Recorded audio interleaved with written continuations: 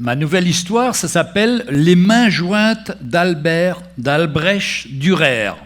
Vers 1490, dans un petit village à la proximité de Nuremberg, vivait une famille nombreuse. Afin de ramener le pain à la maison pour tous, le père travaillait 18 heures par jour à la mine, dans des mines de charbon, et en plus il acceptait tout travail qui se présentait. Deux de ses fils avaient un rêve, se consacrer à la peinture.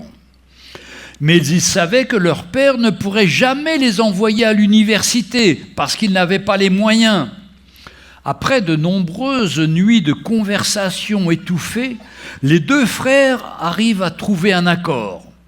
Ils tirèrent à pile ou face et le perdant travaillerait dans les mines afin que celui qui a gagné puisse continuer ses études. Ils tirèrent à pile ou face donc et le sort tomba sur Albrecht qui gagna et qui s'en alla étudier à Nuremberg. L'autre frère commença à aller travailler dans les mines.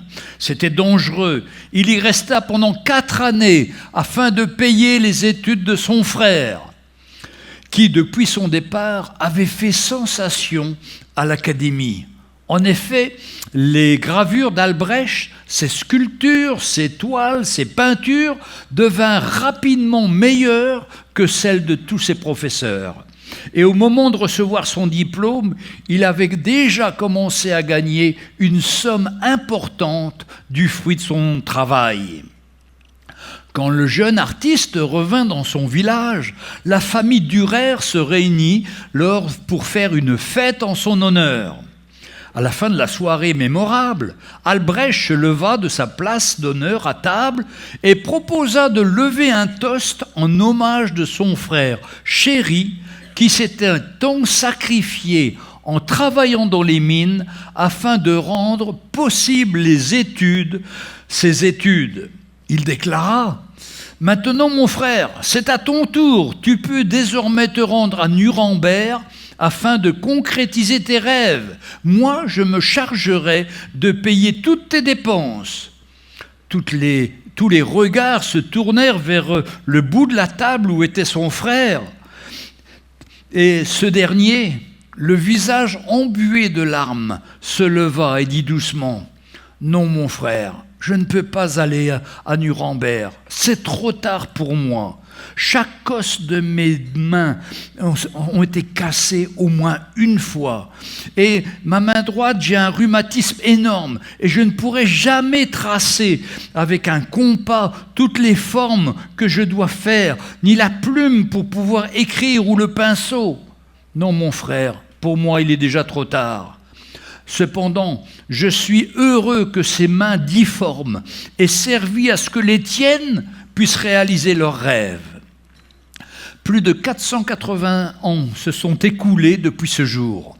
Aujourd'hui, les gravures, les toiles, les aquarelles, les sculptures et les autres œuvres d'Albrecht Dürer peuvent être admirées dans tous les musées du monde entier. Toutefois, vous devez sûrement connaître une, comme la plupart des gens. Vous en avez peut-être une même dans votre bureau ou chez vous.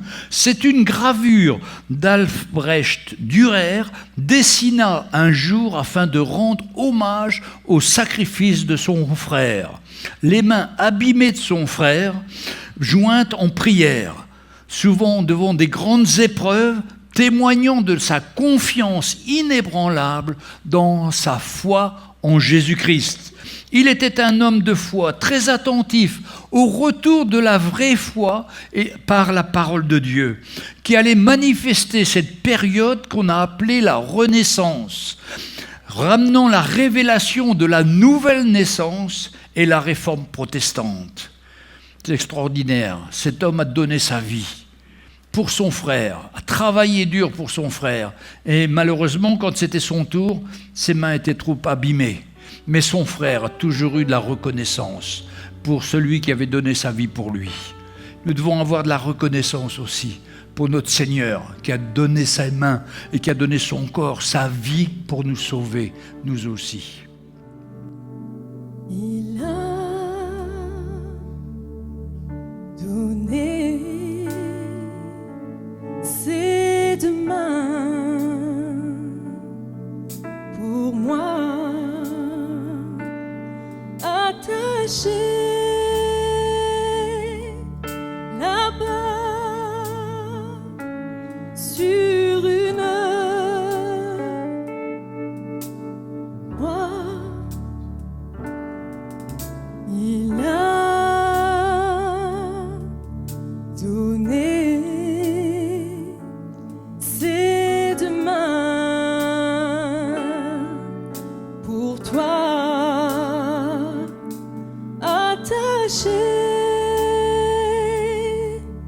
là-bas